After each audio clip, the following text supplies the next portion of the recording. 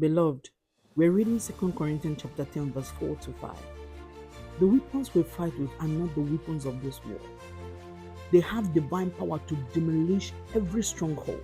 These weapons are far beyond physical weapons, relying on spiritual weapons provided by God, which has the power to overcome spiritual strongholds. Power is far greater than any human or earthly force and is capable of destroying spiritual strongholds and fortresses. The strongholds can be deeply entrenched beliefs, thoughts, patterns that oppress God's truth in your life. The divine power of our spiritual weapons can break down these barriers and free us from every negative thought that holds us captive.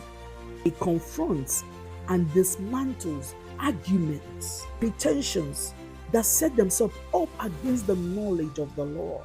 These can be false ideologies, deceptive teachings.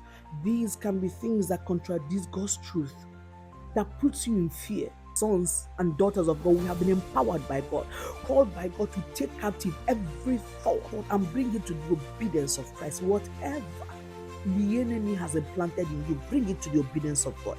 That means if your mind begins to move around through thinking of negative thoughts that can bring your life down, control your thoughts.